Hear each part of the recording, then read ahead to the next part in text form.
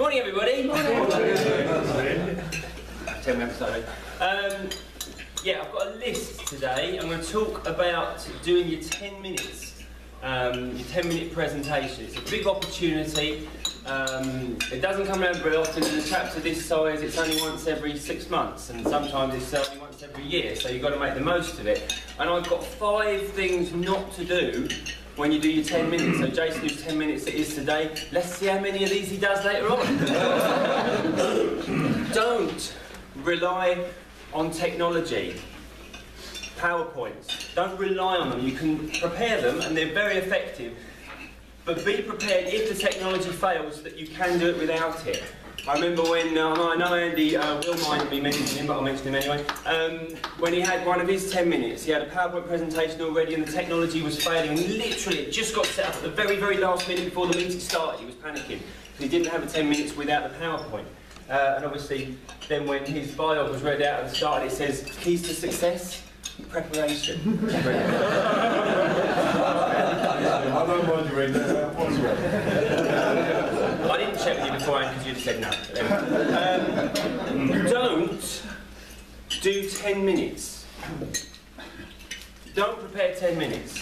What you have is 8 minutes plus 2 minutes for questions. There's a really, really good reason for this. Because when I tell you about my business, the 8 minutes that I would do, I'll think, right, I've given you everything you need to know, and I've given you everything except the one thing you need to know about how to refer me or something like that. So then the question you ask is actually what gives you the information you need about my business. So do 8 minutes, allow 2 minutes for questions, otherwise you end up, people have got loads of questions, and Mark has to say, sorry, if you've got any questions, it's going to have to be after the meeting now. So only do 8 minutes. Don't forget the door prize. A wrapped door prize is not a bottle of wine, unless you own a vineyard or a restaurant or an off-licence or something like that. It should be relevant to your business, something that actually promotes you. Hamish's door prize is always brilliant because it's an advert in the net. So if you win that, you get an advert in the net, you realise the business that gets you, and then you take out an advert, you renew. So it generates in business. Let's see what Jason's prize is today. Don't waste any of your 10 minutes telling us your life story. That's what the bio is for at the start. Let Jim do that. I remember Phil's 10 minutes, it was incredibly long. But it told us, it made it about 15 minutes in total that we did, that Phil got. But he used it to the optimum advantage, and then he didn't have to tell us all about his history, he could tell us what we needed to know about his business. So anything you want to know about anything that people need to know about your past, put it in your bio. Or unless your business is relevant to telling us all about your past, then do it. But remember to use the bio. And that week, don't waste your 60 seconds. I'm sure we've all heard people stand up and say, it's my 10 minutes today, so I won't bore you now, I'll bore you later.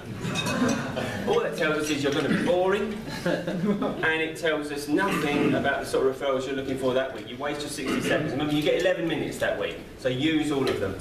That's your 5 don'ts, and there's one do, and that is do tell us how to refer you.